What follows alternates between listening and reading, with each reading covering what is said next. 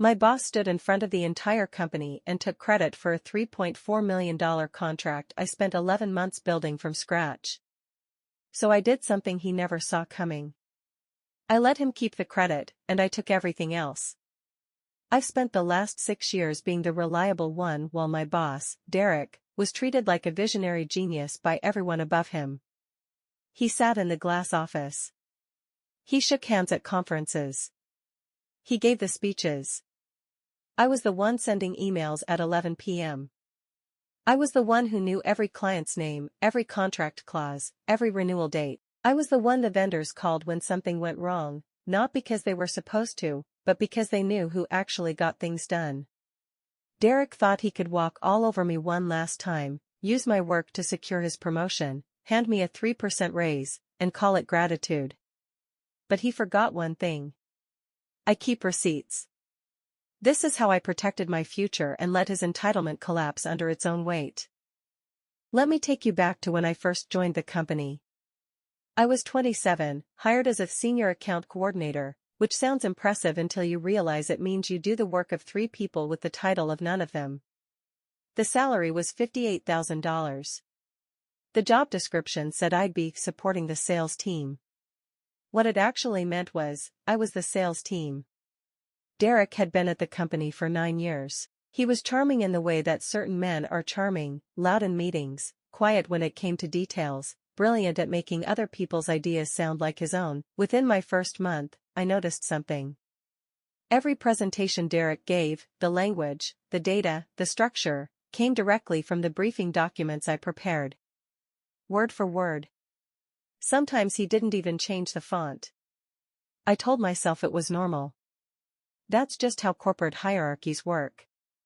You do the work, they present the work, that's the deal. But then something shifted. A client, I'll call him Marcus, reached out to me directly. He ran a mid-sized logistics firm, and he wanted to renegotiate their service contract. This wasn't in my job description. It was technically Derek's account. But Marcus called me because Derek hadn't responded to his emails in 2 weeks. I handled it. I flew to their offices. I spent 3 days going through their pain points, restructuring the proposal, and presenting a new package. Marcus signed a 2-year renewal worth $1.2 million. Derek forwarded the signed contract to the executive team with one line, closed the Marcus renewal. Big win for Q3. No mention of my name. Not one word. I remember sitting at my desk reading that email. And I didn't say anything. I didn't complain. I didn't forward it with a correction. I opened a folder on my desktop. I named it Archive. And I saved a copy of every email, every proposal, every communication between me and Marcus. That was the beginning. Over the next 2 years, the pattern repeated itself with surgical consistency. There was the Henderson account, a regional healthcare network that had been dormant for 3 years. Derek told the VP it was too complicated to revive. I reached out to their procurement director on a Tuesday afternoon. 4 months later, we had a signed deal worth $890,000. Derek presented it at the quarterly review. There was the Morrison crisis, a key account threatening to leave after a billing error. Derek was on vacation. His assistant forwarded the email to me. I spent 72 hours fixing the issue, personally calling their CFO, and not only saved the account but upsold them to a premium tier. $340,000 in retained and expanded revenue. Derek came back from Cancun, read the resolution summary, and sent a reply all to leadership. Great teamwork on this one. Shows what we can do when we stay focused. Teamwork. A spreadsheet I built tracking every deal I'd touched, the revenue generated, and the date Derek presented it as his own. I wasn't building a case yet. Not consciously. I was just documenting reality. Because I'd started to realize something important, the company didn't know who I was. But the clients did. Marcus called me again. This time to ask if I'd ever considered going independent. He said, and I wrote this down, honestly, I don't even know why you need the company. We work with you, not them. I told him I appreciated it. I didn't tell him I'd been thinking about the same thing for 6 months. Then came the moment that changed everything. Derek sent an all-staff announcement. He had been promoted to Vice President of Strategic Accounts. The announcement credited him with generating over $3.4 million in new and retained revenue over the past 2 years. I pulled up my spreadsheet, $3.4 million. To the dollar. Every deal was on my list. I closed the laptop. I went for a walk. And when I came back, I wasn't angry anymore. I was ready. Here's the thing about people like Derek, they never stop. The promotion didn't satisfy him. It just expanded his appetite. 2 weeks after his title change, he called me into his office and told me he needed me to step up and take on the full management of a new prospective client, a national retail chain that could be worth $4 to $6 million over 3 years. He called it a stretch opportunity. I asked if there would be a title change. He said, "Let's see how it goes first." I asked about compensation. He said, "You're already well compensated for your level." My level. I was still making $67,000. Derek's new VP salary, which I would later find out through a connection in HR, was $142,000. I smiled. I said, "Absolutely, I'm excited about this." And I started making 2 sets of plans. The first set, I would pursue the retail client with everything I had. I would document every step of the process under my name, keep client communications in my personal email as CC, and make sure that every key stakeholder at the client company knew my name, my face, and my direct contact information. The second set, I quietly reached out to 3 former clients, Marcus included, and had casual conversations. Not pitches. Just relationship maintenance. I asked how things were going. I mentioned I was exploring some long-term options. I planted seeds. I also did something Derek would never have thought to do. I talked to a lawyer, not to sue anyone. Not yet. Just to understand my options.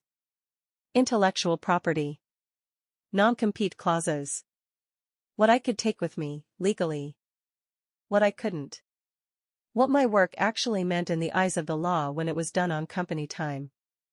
The lawyer told me something I already suspected: the relationships were mine. A press release. The contacts I'd built, the trust I'd earned. You can't put a non-compete on a human relationship. Over the next 4 months, I closed the retail client. $4.2 million, 3-year contract. It was the single largest deal in the company's history. Derek scheduled I read the draft. My name appeared once, in the 3rd paragraph, listed among the team. Derek was quoted 4 times. That was the day I submitted my resignation. I didn't make a scene. I didn't send a reply all. I didn't post anything online. I walked into HR on a Monday morning with a printed letter and gave my 4 weeks' notice. By Monday afternoon, Derek was in my office. He wasn't angry. He was scared. I could see it immediately, the way his jaw tightened, the way he sat down without being invited. He asked what it would take to keep me. I told him the question was about 3 years too late. He mentioned a counteroffer. I told him I had already accepted another position. That was partially true. I had accepted a conversation with Marcus, who had, 6 weeks earlier, offered to be my first client if I went independent. I registered my LLC the week before I resigned. My business name, my brand, a simple website. Nothing fancy. Just real. During my final 4 weeks, I completed the handoff documentation. I was professional. I was thorough. I trained my replacement on the accounts. What I didn't tell Derek was that 3 of those accounts had already, in casual conversation, indicated they would prefer to continue working with me directly once I left. I never solicited them. I never badmouthed the company. I simply existed, competently, reliably, for years, and they chose accordingly. On my last day, I received a LinkedIn message from the VP of Procurement at the retail chain, the $4.2 million client. He said he'd heard I was leaving and wanted to know if we could talk. We talked. They became my second client. Derek, meanwhile, walked into Q4 without his top performer, without the institutional knowledge I carried, and with a new $4.2 million client who trusted a name that no longer worked for the company. Within 6 months, I had 4 clients, all former company accounts, all of whom came to me voluntarily. Combined annual revenue, just over $380,000 in my first year of operation. Derek's department missed their Q1 targets. Then Q2. I know because Marcus told me, with some satisfaction, that he'd heard it through industry contacts. The retail account, the one built entirely on my relationship, reduced their contract at renewal. When Marcus asked their procurement director why, the answer was simple: the person we trusted isn't there anymore. In the end, I realized that some people will never see your value until you take it somewhere else. And the moment you do, the moment you stop being the invisible engine, the machine stops. I'm now running my own firm, working with clients who know my name, compensate me fairly, and call me directly. Not because I fought for recognition, but because I quietly built something that couldn't be taken, and then I took it with me. Derek is dealing with the reality of his own choices. I have no anger about any of it. Anger is expensive. Documentation is free. But I want to hear from you. Have you ever been the person who actually ran things, while someone else got the credit? Did you leave, or did you stay and fight? What would you have done differently? Tell me your story in the comments below. And if this resonated with you, if you've ever kept a folder, quietly, just in case, you already know what I'm talking about.